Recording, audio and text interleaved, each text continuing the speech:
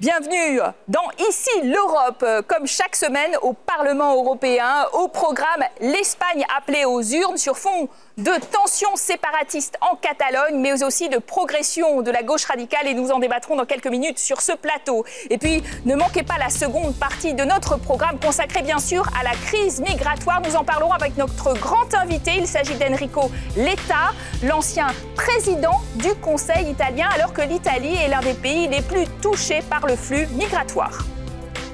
L'Espagne en pleine crise identitaire, la victoire de la gauche radicale en Grèce redonne du baume au cœur, par exemple, à son parti frère en Espagne, Podemos. Or, en décembre prochain, M. Mariano Rajoy, le chef du gouvernement, affronte de difficiles élections législatives alors qu'il dispose depuis 2011 d'une majorité absolue sans précédent au Parlement. Alors, bien que son parti reste pour l'instant en tête des sondages, il est talonné par le Parti socialiste et en troisième position, l'antilibéral Podemos. Et puis par ailleurs, autre grande question, le spectre de l'indépendance qui plane sur la Catalogne à l'issue du scrutin du 27 septembre. Alors nous allons en parler avec nos invités aujourd'hui.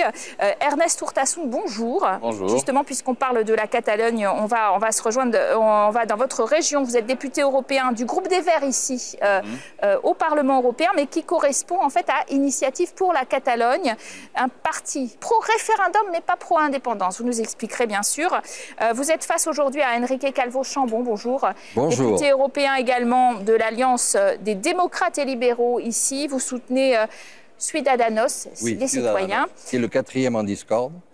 Tout à fait. Et puis, nous sommes avec Marie-Christine Vergiat, députée européenne de la gauche unitaire européenne. Alors, on l'a compris, Podemos, par exemple, est un de vos partis frères. Tout à fait.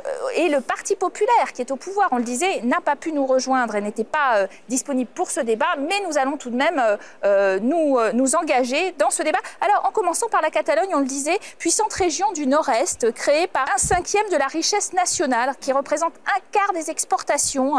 Et en dépit de l'interdiction par la justice espagnole de la consultation sur un référendum d'autodétermination, Artur Mas, le président de cette région, a lancé des élections anticipées.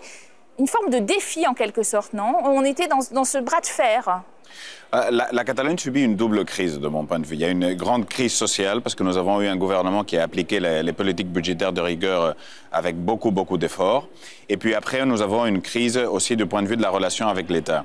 Et nous pensons que ce que le président Artur Mas a fait, c'est d'essayer de, comme il ne peut pas faire un référendum, en fait, il essaye de dire que ces élections sont un référendum, mais pour finalement le replacer lui-même à la tête du gouvernement catalan. Alors nous, ce que nous disons, nous présentons une candidature, une plateforme avec Podemos, mais aussi avec les Verts ensemble. Ce que nous sommes en train de dire, c'est que, point numéro 1, le référendum ne peut pas être substitué par des élections. Il faut un référendum comme en Écosse. Nous défendons cette option démocratique. Mais bien sûr, ce que nous voulons, c'est aussi changer le gouvernement en Catalogne. Parce que si nous voulons changer les politiques d'austérité, si nous voulons en finir avec ces inégalités croissantes dans notre pays, il nous faut un nouveau gouvernement. Donc, référendum et nouveau gouvernement. Parce qu'il faut bien comprendre que ce président de la région sortant, il a fait alliance entre les indépendantistes de droite et de gauche, et donc il prévoit de lancer un processus pour la création d'un État catalan d'ici 1 an et demi. Est-ce que vous croyez que finalement, les 7,5 millions de Catalans, à 16% de la population espagnole, sont vraiment intéressés à cette indépendance? Est-ce qu'il y a un risque réel? Je ne sais pas s'ils arrivent à la moitié. Je suis tout à fait d'accord avec ce qu'a dit mon collègue. Le problème est un problème de valeur européenne, j'y reviendrai plus tard, mais aussi c'est un problème de démocratie. La démocratie est faussée parce qu'en fait, les élections sont des élections pour choisir un gouvernement régional. Alors, ils veulent le convertir en un plébiscite qui appuierait donc une déclaration unilatérale d'indépendance, ce qui est tout à fait hors la loi. Monsieur, d'ailleurs, enfin monsieur pour dire monsieur, mais enfin, le président régional Mas est actuellement... C'est ce que dit le chef du gouvernement, Mariano Rajoy, que c'est hors la loi, en effet. Oui, mais là, il a beau dos de le dire, parce que ça fait 20 ans qu'il aurait dû inhabiliter probablement et mettre... avoir le courage des Britanniques, de faire organiser ce référendum. Et de faire appliquer la justice, simplement l'état de droit. Il n'y a pas de démocratie sans l'état de droit. La Catalogne est maintenant, dans des aspects essentiels, une région hors la loi, pour exagérer en public. Et alors ça, c'est très... Oui, j'exagère. Mais c'est difficile de faire comprendre aux Français et à l'Europe quand même cet État, parce que ce n'est pas la faute à eux. Ils jouent leur rôle, c'est une oligarchie des prédatrices qui veut avoir les mains libres pour créer son petit État, etc. C'est la faute au gouvernement d'Espagne, je parle des 20 dernières années, qui ont laissé faire en regardant à côté par intérêt politique. Alors, sur le fond, quand même, la Commission européenne prévient que la Catalogne pourrait être exclue de l'Union européenne. Si elle quittait l'Espagne, c'est compliqué, ces tensions régionalistes, hein, pour l'Union européenne à gérer. C'est compliqué. Je pense que c'est un peu la transposition de ce qui s'est passé en Grèce. Quand on a peur qu'un gouvernement qui arrive au pouvoir, que ce soit au niveau régional ou au niveau national, ne soit pas dans la ligne majoritaire politiquement à l'intérieur des institutions européennes, on utilise toutes les arguties juridiques possible et inimaginable. Et moi, je suis en désaccord complet avec ce que vous venez de dire sur la question de l'état de droit. C'est quoi l'état de droit? C'est quoi l'état de droit au niveau européen? Eh bien, parmi les principes de l'état de droit, il y a le droit des peuples à disposer d'eux-mêmes. Hein, donc moi, je suis à peu près sur la même position que vous. Je ne suis pas espagnole, mais je suis juriste. Hein, et donc, la question, c'est... Il y a une demande de référendum, on doit laisser faire ce référendum, c'est aux Catalans de décider. Ça implique le destin de tous les autres aussi, hein. C'est-à-dire que ça implique beaucoup de choses, notamment au niveau de la zone euro. Par exemple, le gouverneur de la Banque d'Espagne, Luis Linde, a évoqué les risques de sortie de la zone euro. Alors le catexit, vous appelez ça maintenant, la sortie de la Catalogne de l'Espagne? Moi je crois c'est un nouveau néologisme affreux. Hein, mais je crois franchement que les pouvoirs conservateurs à Madrid essayent de faire une campagne de la peur sur ce que les Catalans doivent voter, qui est, franchement, c'est de mon point de vue totalement antidémocratique. Il faut avoir un débat sur le futur de la Catalogne. Mais ce qui est important de comprendre aussi pour les Français, c'est que l'indépendance de la Catalogne divise fortement les Catalans, c'est pas très clair. Mais le référendum est appuyé par un 80% de la population et toutes les enquêtes le disent. Moi-même, je ne suis pas indépendantiste, mais je suis pour le référendum. Pourquoi? Parce que ce n'est pas une question de loi, ce n'est pas une question de légalité, ce n'est pas une question historique de d'où vient la Catalogne, c'est une question de volonté politique. Quand le 80% d'une partie d'un pays, dans ce cas-là la Catalogne, veut faire un référendum sur l'indépendance, il faut faire comme le gouvernement britannique, donner la voix aux gens. Et c'est ce que le gouvernement du Parti populaire ne nous laisse pas faire. Alors là, je suis... Des erreurs politiques de Mariano Rajoy Les erreurs de politique de Mariano Rajoy, de Zapatero, de M. Aznar ont été immenses, probablement criminelles d'un point de vue historique. Donc ça, il n'y a pas de problème. Mais je veux revenir parce qu'on commence à entrer dans des sujets très importants qui sont les valeurs européennes. Et il est dit des choses avec lesquelles je suis en total désaccord.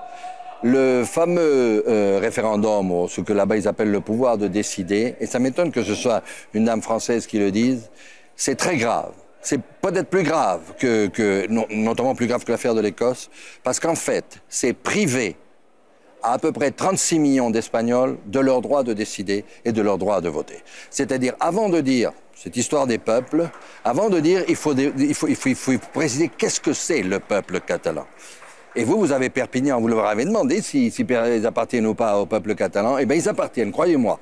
Comme moi, qui suis calvette et qui n'ai pas le droit de voter. Est-ce que les habitants de Londres ont voté dans le référendum écossais? Non, pas du tout. Mais parce que ça n'a rien à voir. Ah, pourquoi ça n'a rien à voir? Parce qu'on a une constitution qui crée l'Espagne comme un pays unitaire. Mais vous utilisez des arguments de loi, pas des arguments politiques et démocratiques. Non, vous mettez la loi, la constitution... La politique et la démocratie, nous avons peut-être un affrontement avec deux genre de démocratie.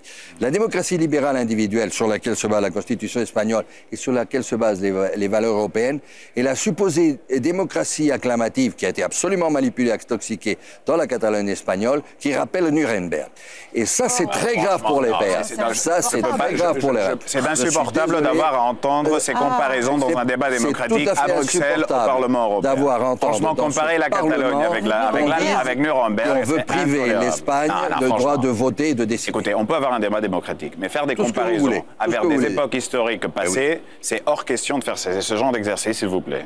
Alors, on va progresser dans le débat et on va progresser sur un registre plus national tout de même, parce qu'il y a plusieurs enjeux quand même importants, et notamment on a vu aux dernières élections municipales en Espagne, puisqu'on parle de multiplication des scrutins cette année, l'Espagne est bien pourvue.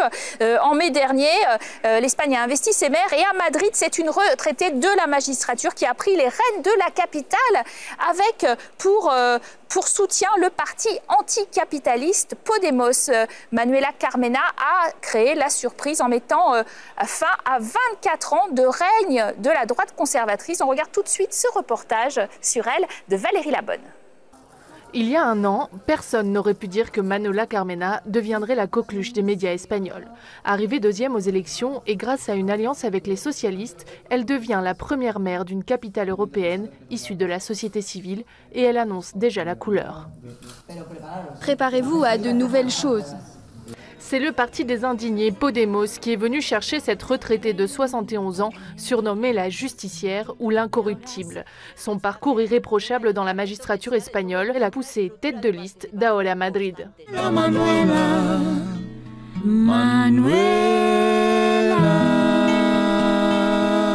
Elle veut rendre la ville aux citoyens en la nettoyant de toute corruption. Les pays où l'inversion est importante, comme en Europe centrale, sont des pays où il y a une vraie compétition, où les entreprises sont transparentes et où il n'y a pas de corruption. C'est cela notre modèle, le modèle d'Ahora Madrid. Retraitée depuis 10 ans, Manuela a créé ce magasin solidaire. Elle y vend des vêtements pour enfants cousus par des femmes incarcérées ou en réinsertion sociale. Issue des quartiers populaires de Madrid, sous Franco, elle a lutté pour la démocratie et est devenue la première femme à entrer à la Cour suprême espagnole. C'est ce parcours qui, selon Maria José, explique le succès de son amie. Je dois aider, c'est ce qu'elle s'est dit. J'ai l'obligation de le faire. C'est une personne normale qui a lutté toute sa vie pour la justice, l'égalité, et elle parle comme mon voisin, comme un ami, comme une personne normale. Son modèle de ville, c'est Copenhague. Madrid doit être pour cette cycliste convaincue une ville plus verte et un laboratoire de la démocratie participative. Alors, la capitale aux mains de la gauche radicale, capitale Madrid, donc ça vous réjouit évidemment, Madame Vergiat. Au plan national, est-ce que vous pensez que Podemos peut encore créer la surprise? On le dit en 3e position et il est plutôt baissé dans les sondages. Moi, je crois que l'enjeu qui est derrière, à Madrid, comme à Barcelone, parce que c'est le même type de listes qui ont gagné. Ce sont des listes citoyennes. Ce sont à Cadix également. Villes, oui. Ce sont des listes citoyennes qui ont rassemblé largement et qui ont été soutenues par un certain nombre de partis politiques. Mais c'était des initiatives citoyennes. Donc cela démontre effectivement qu'il y a des attentes des citoyens, qu'ils n'en peuvent plus de ces systèmes, de ces partis de système. C'est pour ça qu'ils rejettent en bloc tant le Parti populaire espagnol que le Parti socialiste espagnol. Il y a quelque chose qui est en train de montrer. C'est la même chose que ce qui s'est passé en Grèce. Et c'est la même chose d'une certaine façon. Justement, vous appuyez là où ça fait mal un peu finalement. L'expérience grecque avec 9 mois de tractation, une situation difficile, économique qui s'embourbait un peu. On a vu que dans les sondages, eh bien, Podemos fléchissait justement à la vue de ce qui se passait chez le parti frère Syriza en Grèce. Et ça, c'est quand même assez intéressant aussi. Mais ça dépend, parce que ces enquêtes qui disaient que Podemos perdait un petit peu de soutien ont été faites aussi avant les élections municipales, où c'est les citoyennes, où il y avait Podemos, il y avait les Verts. Nous avons gagné pas seulement de Madrid à Barcelone, mais Cadix, Saragosse. Il y a un grand élan, parce qu'en Espagne, il y a un problème, c'est que les partis traditionnels ont été beaucoup touchés par les cas de corruption.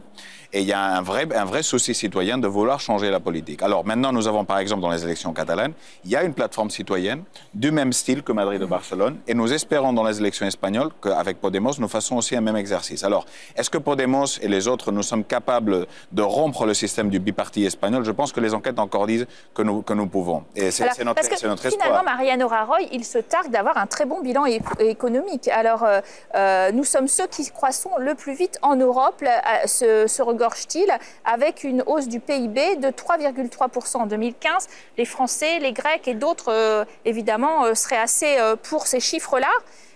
Est-ce que là-dessus, il va pouvoir capitaliser ? Et c'est ce que lui espère. Moi, je crois que ce n'est pas tellement évident. Bon, il va sûrement être dans les 2 premiers partis élus, hélas, parce que là, par contre, je suis très d'accord avec ce qui était dit par mes amis de table, c'est-à-dire, il est vrai que les 2 partis... Je suis plus radical que M. Ernest. Là, c'est pas qu'ils ont été absolument... Non, mais c'est pas qu'ils ont été absolument tangués et critiqués par leur corruption. C'est qu'ils le sont. C'est-à-dire, ils n'ont pas encore payé. Ils n'ont pas encore payé, surtout M. Mariano Rajoy, de très haut niveau de corruption inacceptable. Mais en plus de ça, il est vrai que les citoyens espagnols sont fatigués du bipartidisme et de la partitocratie des 2 grands partis. J'en ai appartenu à un, c'est-à-dire le PSOE pendant 30 ans, donc je sais de quoi je parle. Je suis parti à la 2e troisième année de Zapatero parce qu'il trahissait absolument la gauche, à mon avis, bien entendu, toujours. Et en effet, il demande une rénovation. Dans cette rénovation, Podemos c'est bien situé actuellement dans les sondages, il est troisième. Il est très clair, paraît-il, actuellement, que le bipartidisme est un peu mort. Il va falloir faire des accords. Nous offrons une autre possibilité de rompre avec la tiédide à travers de Ciudadanos, qui est un parti plutôt libéral, qui croit dans une unité de citoyens au-dessus de n'importe quelle valeur territoriale, etc., citoyens libres et égaux, qui pourrait aussi entrer dans les... C'est le quatrième, je crois actuellement Podemos est autour de 18 et Ciudadanos 15, comme ça, après les deux grands, mais en se rapprochant. Donc vous nous annoncez la fin du bipartisme. Pour conclure... répondre à votre question, parce que je pense que c'est important et que mon collègue ne l'a pas répondu. La croissance pour la croissance, ça sert à rien. Que propose, quel type de croissance on pourrait dire d'ailleurs le chômage est à 22,4%. Voilà, c'est exactement ce que je voulais dire. Voilà. Donc le bilan de M. Rajoy, c'est peut-être un plus en matière de croissance, mais c'est une augmentation terrible du chômage, et notamment du chômage des jeunes. Et je pense que tous les deux, nous serions d'accord sur les politiques qu'il faut conduire au niveau européen, dans tous les pays de l'Union européenne, parce que ce sont ces politiques que nous appelons les politiques austéritaires qui créent ces situations-là. Donc la croissance pour la croissance, non. La croissance avec quels résultats sociaux? Alors merci d'avoir très bien illustré, en l'occurrence, ce débat espagnol assez passionnant. On l'a dit sur deux aspects, à la fois les tensions séparatistes, mais aussi la politique. Revenons à l'essentiel de la politique, avec des questions de fond, effectivement, sur la bonne santé économique et ses recettes. Merci à vous d'avoir été en notre compagnie. Vous restez sur notre antenne pour recevoir en seconde partie notre grand invité. On part avec lui du côté plutôt de l'Italie, puisqu'il s'agit d'Enrico Letta, l'ancien chef du gouvernement italien, qui aujourd'hui nous parle bien sûr de cette crise des migrants qui pèse beaucoup sur le destin de son pays.